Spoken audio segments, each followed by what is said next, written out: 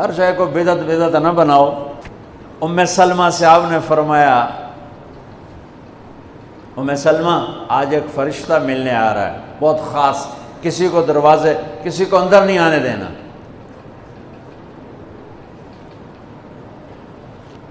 حضرت ام سلمہ پیرے پہ کھڑی ہو گئی۔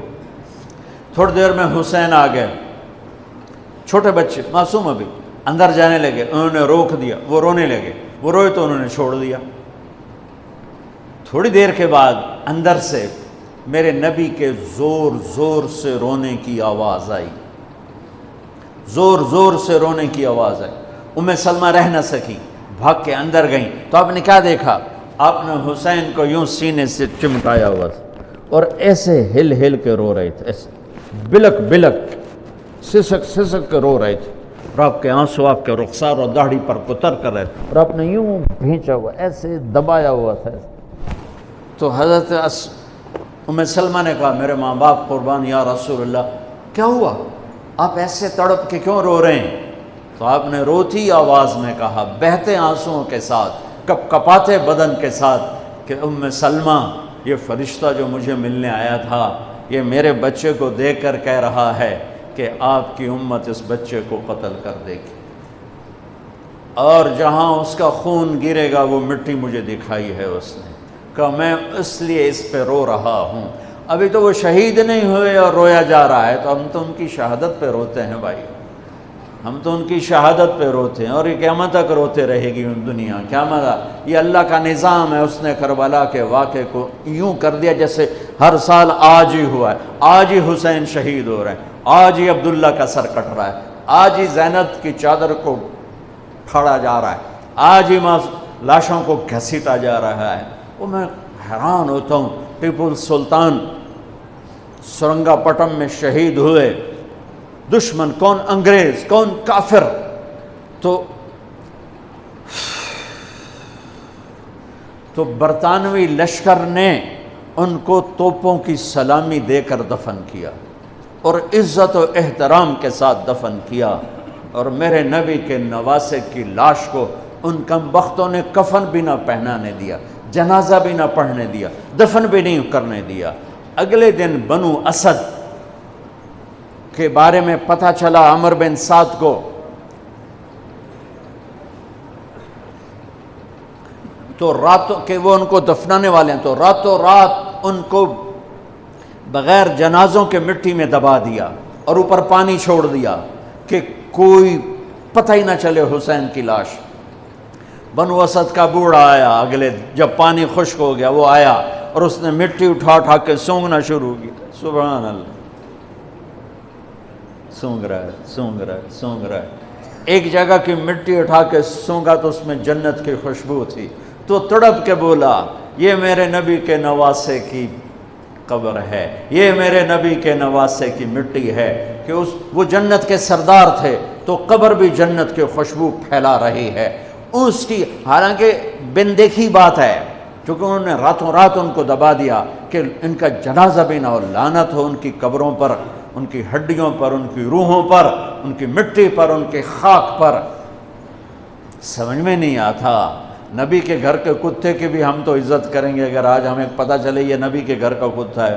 ان کم بختوں کے سامنے نبی کے نواسے کھڑے تھے، نبی کی نواسیاں تھیں اور نبی کی اولاد تھی، اور ان کے دل ایسے پتھر، آنکھیں ایسی اندھی، کان ایسے بہرے کہ انہوں نے ایسے تلوار چلائی جیسے سامنے کوئی رومی لشکر کھڑا ہو، یا جیسے سامنے کوئی فارسی لشکر کھڑا ہو۔ اتنے عظیم ہستیاں، میں کہاں سے بیان کروں؟ یہ وہ نسب ہے جس کو اللہ آدم تک محفوظ رکھے ہوئے ہے، اور میرے نبی نے فرمایا کل سبب منقطع الى يوم كل نسب وسبب منقطع الى يوم القيامة الا نسبي وسببي وسأبلها ببلالها۔ قیامت کے دن ہر رشتہ ٹوٹ جائے گا، ہر ناطہ ٹوٹ جائے گا، ہر سبب ٹوٹ جائے گا، لیکن میری آل کے ساتھ رشتہ باقی رہے گا، نسب کا رشتہ باقی رہے گا، سبب باقی رہے گا۔ میں اپنی اولاد کو پانی پلاؤں گا، میں نے اپنی اولاد کی سفارش کروں گا۔ اس لیے میرے بھائیوں، ویسے تو کسی کے عیب نہ دیکھو، کسی کی برائی نہ دیکھو، پر سادات کی برائی، وہ شیعہ ہو، وہ سنی ہو، وہ بریلوی ہو، وہ اہل حدیث ہو، جو بھی ہو، وہ اگر میرے نبی کی اولاد ہے تو ان کے پاؤں چومو، ان کے ہاتھ چومو، ان کا ماتھا چومو۔ یہ اللہ کے محبوب ہیں، اللہ کے پیارے ہیں۔ مجھے میری اولاد محبوب ہے، آگے ان کے پوتے ہو گئے، آگے ان کے بچے بچیاں ہو گئے، نواسیاں ہو گئے، پوتے پوتیاں ہو گئے، وہ ان سے بھی پیارے لگتے ہیں۔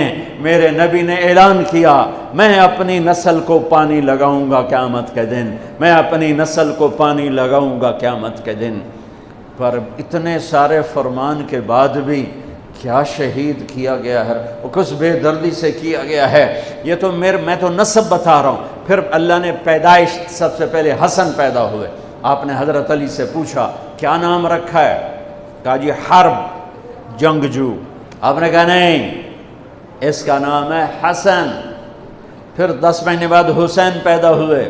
آپ نے فرمایا کیا نام رکھا ہے؟ کہا جی حرب۔ کہا نہیں، حسین۔ پھر آپ نے فرمایا یہ 2 نام میرے اللہ نے آج تک کسی کے نہیں رکھے، سے پہلی دفعہ میرے بچوں کے نام رکھے جا رہے ہیں، حسن اور حسین۔ پھر آپ نے ان کو گڑتی دی، اپنا لعاب، اپنا حسن کو بھی حسین کو، دونوں کو اپنا لعاب نکالا اور حسین کے منہ میں ڈالا۔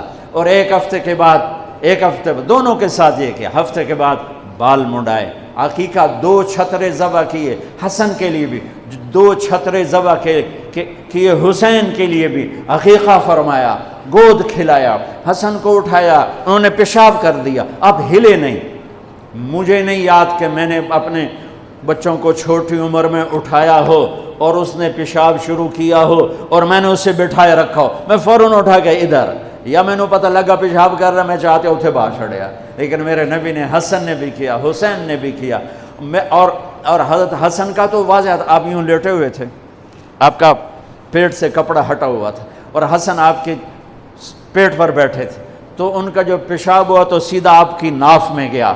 اور نبی پاک ذات، پیشاب ناپاک، وہ تو ہر چیز ہر ناپاک سے دور ہوتے ہیں، لیکن جب حسن نے پیشاب شروع کیا، میرے نبی ایسے ہو گئے، ایسے بالکل ایسے ہلے نہیں کہ بچہ کہیں پیشاب نہ روک دے۔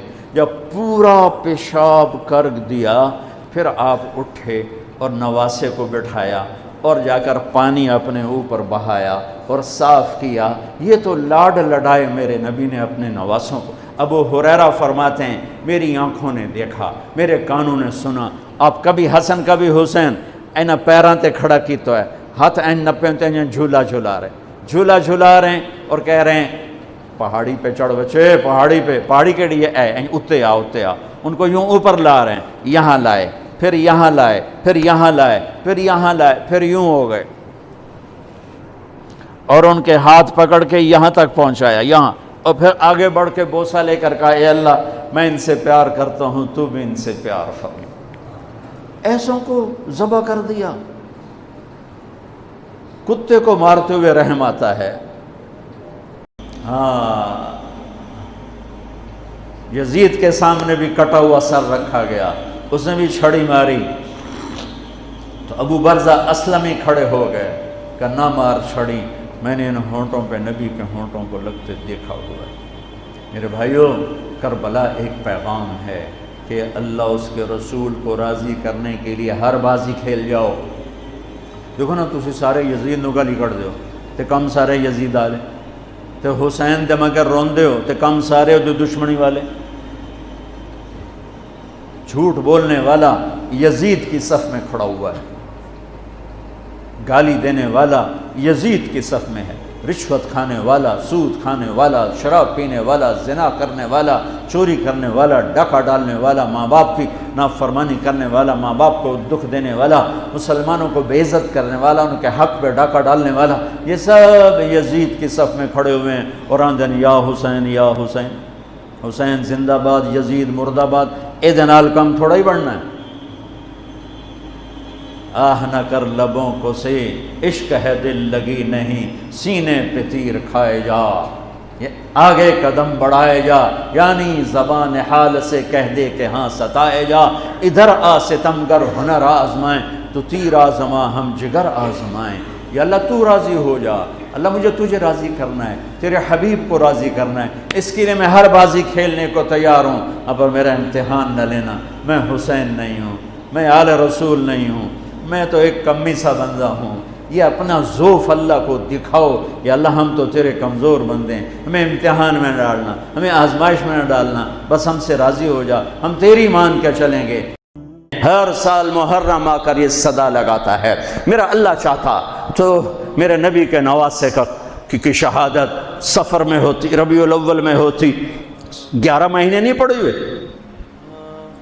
ربیع الثانی میں ہوتی، جمادی الاولیٰ میں ہوتی، جمادی الثانی میں ہوتی، رجب میں ہوتی، شعبان میں ہوتی، رمضان سب سے بہترین مہینہ رمضان میں ہوتی، شوال میں ہوتی، ذوالقعدہ میں ہوتی، ذوالحج میں، محرم میں کیوں رکھا ہے کہ ہر سال، ہر آنے والا سال، ہم تو اندھے ہو کے گزر جاتے ہیں اپنے سال سے، اور جنوری کے سال میں سارے بیدار ہوتے ہیں، ٹھیک ہے وہ بھی میرے اللہ کا بنایا ہوا ہے، یہ بھی میرے اللہ کا بنایا ہوا ہے، لیکن اس نے اس امت کی جھولی میں محرم کو ڈالا اور باقیوں کی جھولی میں جنوری کو ڈالا۔ اللہ تعالیٰ نے اس مہینے کے اندر، اگرچہ یہ مہینہ شروع سے کوئی مقدس چلا آ رہا ہے، محرم میں اللہ نے آدم علیہ السلام کی توبہ کو قبول کیا۔ محرم، اماں ابا کی ملاقات ہوئی 10 محرم میدان عرفات میں۔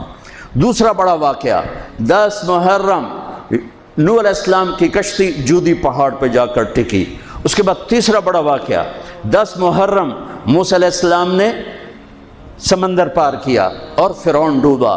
چوتھا بڑا واقعہ 10 محرم یونس علیہ السلام مچھلی کے پیٹ سے باہر نکالے گئے اور اللہ تعالیٰ نے ان کی حفاظت فرمائی۔ ایک پوری فہرست ہے، میں نے آپ کو 3-4 سنا دیے، اور پھر اس سب پر چھا گیا میرے نبی کے نواسے اور پورے خاندان کی شہادت۔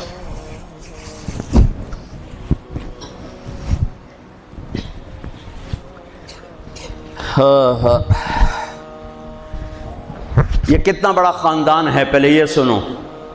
میرے نبی نے فرمایا، اللہ نے ساری کائنات کو دیکھا، پھر ان سب میں سے عربوں کو چھانٹ کے الگ کیا، پھر سارے عربوں کو دیکھا، اس میں سے مضر کو چھانٹ کے الگ کیا، پھر سارے مضر کو دیکھا، اس میں سے قریش کو چھانٹ کے الگ کیا، پھر سارے قریش کو دیکھا، اس میں سے ہاشم کو چھانٹ کے الگ کیا، پھر ساری ہاشم کی نسل کو دیکھا، اس میں سے میرے اللہ نے میرا انتخاب کیا۔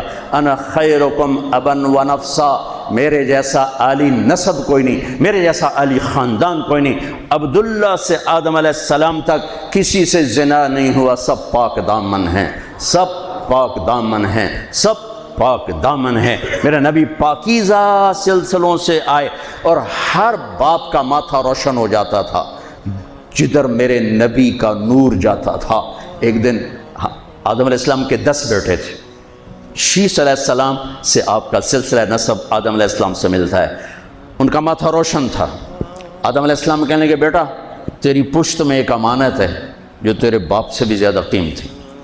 وہ کہنے لگے، ابا بیٹا باپ سے زیادہ قیمتی؟ وہ کیسے؟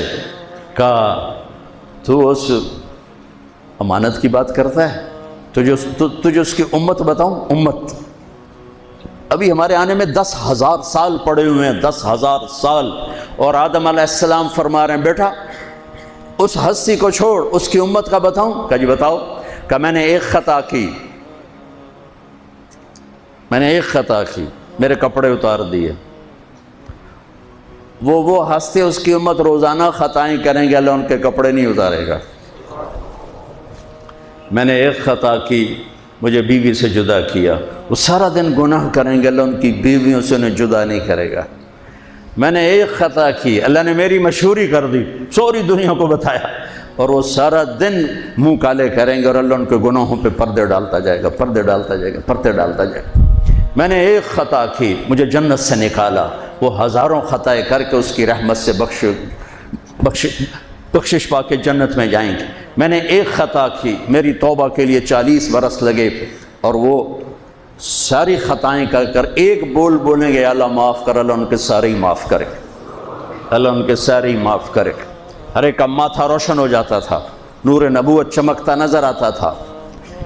اس لیے بہت بڑے علماء کی بڑی مضبوط دلائل ہیں کہ آزر، اگرچہ نسب نامے میں آزر ہی آتا ہے، لیکن آزر آپ کے چچا ہیں، باپ نہیں ہیں، چچا ہیں، چونکہ چچا کو بھی اب کہتے ہیں، باپ کے لیے والد کا لفظ ہے، والد صرف باپ کو کہتے ہیں، اور اب چاچے کو بھی کہتے ہیں، باپ کو بھی کہتے ہیں، دادے کو بھی کہتے ہیں۔ نعبد الہک و الہ آبائک ابراہیم و اسماعیل و اسحاق الہا واحدا۔ یعقوب علیہ السلام کی اولاد کہہ رہی کہ ہم آپ کے ابا کے رب کی عبادت کریں گے، کون؟ ابراہیم، اسماعیل، اسحاق۔ ابراہیم دادا، اسماعیل چاچا، اسحاق والد۔ وکان ابوہما صالحا، وہ میں نے دیوار سیدھی کر دی کہ ان کا باپ نیک آدمی تھا، ساتویں پشت کا دادا، اس کے لیے اب کا لفظ استعمال ہو رہا ہے، اب کا لفظ استعمال ہو رہا ہے۔ اور ابراہیم علیہ السلام بیت اللہ بنانے کے بعد دعا مانگ رہے، ربنا اغفر لی ولوالدی۔ ان کے باپ اگر کفر پہ مرے ہوتے تو ابراہیم علیہ السلام یہاں یہ دعا نہیں مانگ سکتے تھے کہ اللہ مجھے معاف کر، میرے والدین کو معاف کر، ربنا اغفر لی ولوالدی یوم یقوم الحساب۔ اس دعا کا مانگنا، یہاں والد کا لفظ استعمال کیا، باپ کا لفظ، اب کا لفظ استعمال نہیں کیا، والد کا لفظ استعمال کیا کہ والد صرف باپ کو کہتے ہیں، اب چاچے کو، دادے کو، پردادے کو، سب کو اب کہا جا سکتا ہے۔ تو بڑے بڑے علماء کی رائے ہے کہ آپ کی نسل میں کوئی بت پرست نہیں آ سکتا، صرف یا دین فطرت ہے یا کوئی یا ایمان ہے، یا دین فطرت بھی ایمان ہے کہ بت پرستی سے پاک ہیں۔ آپ نے کہا سعید بن زید کے والد تھے زید بن نفیل، تو اللہ کے نبی کے آنے سے پہلے انتقال کر گئے۔ وہ بیت اللہ سے ٹیک لگا کے بیٹھا، کہتے ارے قریش، اللہ کی قسم یہ پتھر کے بت ہیں، نہ نفع دیتے نہ نقصان، یہ اس کائنات کے مالک نہیں ہو سکتے، اس کائنات کا کوئی مالک ہے پتہ نہیں کون ہے، اور کوئی ہے مجھے پتہ ہوتا میں اس کی پوجا کرتا۔ تو آپ نے سعید بن زید عشرہ مبشرہ میں سے 10 بڑے ٹاپ 10 صحابہ، ابو بکر جنتی، عمر جنتی، عثمان جنتی، علی جنتی، طلحہ جنتی، زبیر جنتی، سعد بن ابی وقاص جنتی، عبد الرحمن بن عوف جنتی، ابو عبیدہ جنتی، سعید بن زید یہ جنتی۔ تو آپ نے کہا سعید میں تیرے باپ زید کو جنت میں دیکھتا ہوں، تیرے باپ زید کو میں جنت میں دیکھتا ہوں کہ وہ بت پرستی سے بیزار رہے، تو میرے نبی کی نسل کوئی بت پرست نہیں آ سکتا جو آپ کی شان اور آپ کا مرتبہ ہے۔ آپ کو سب سے عالی، اگرچہ محدثین آذر کا نام لکھتے ہیں اس میں، لیکن اب یہ تو قیامت کا دن ہی پتہ چلے گا، لیکن وجدان یہ کہتا ہے، دل کا یقین یہ کہتا ہے کہ میرے نبی کی نسل پاکیزہ ہے، ماتھے پہ نور نبوت آتا ہے۔ ہاشم بازار سے گزر رہے ہیں اور آگے یہودی عورت آپ کو دیکھتی مدینے میں، وہ کہتی ہاشم ایک رات گزارو گے میرے ساتھ، ایک رات گزارو گے میرے ساتھ؟ وہ فرمانے لگے میں عزت دار سردار آدمی، تو مجھے برائی کی دعوت دیتی، یہ کیسے ہو سکتا؟ وہیں ان کی شادی ہو گئی حضرت سلمہ بنو نجار میں، جو عبد المطلب کی والدہ۔ 3-4 دن گزرے تو وہ عورت بازار میں ملی، تو آپ نے کہا کہ بی بی تو مجھے گناہ کی دعوت دیتی ہے تو شادی کر لے، وہاں تو شادیاں کثرت سے کرتے تھے، شادی کر لے۔ اس نے یوں دیکھا، کہنے لگی ہاشم مجھے غلط نہ سمجھو، میں بہت عزت دار ہوں، عزت دار ہوں، میں نے تیرے ماتھے پر آخری نبی کا نور دیکھا تھا، میرا جی چاہا وہ میرے پاس آ جائے، لیکن وہ تو سلمہ لے گئی، مجھے کوئی حاجت۔ دوسرا واقعہ آپ کے والد مبارک کے ساتھ پیش آیا، حضرت عبداللہ رضی اللہ تعالیٰ عنہ کے ساتھ پیش آیا۔ آپ بازار میں جا رہے ہیں، ایک عورت نے آپ کو دیکھا، کہنے لگی عبداللہ تیری جان بچنے پہ 100 اونٹ لگے تھے، 100 اونٹ، تو 100 اونٹ میں دیتی ہوں، ایک رات میرے ساتھ گزار لے، ایک رات۔ نور نبوت دیکھا تھا، نہیں میں عزت دار آدمی ہوں، میں یہ نہیں کر سکتا۔ بالکل دادے والا واقعہ پیش آیا۔ چند دن بعد حضرت آمنہ سے شادی ہو گئی، وہ نور نبوت ادھر منتقل ہو گیا، وہ بازار میں ملی خاتون، انہوں نے فرمایا شادی کر لے، تو اس نے یوں دیکھ کر کہا عبداللہ مجھے غلط نہ سمجھنا، میں عزت دار خاتون ہوں، تیرے ماتھے پہ آخری نبی کا نور تھا، وہ آمنہ لے گئی۔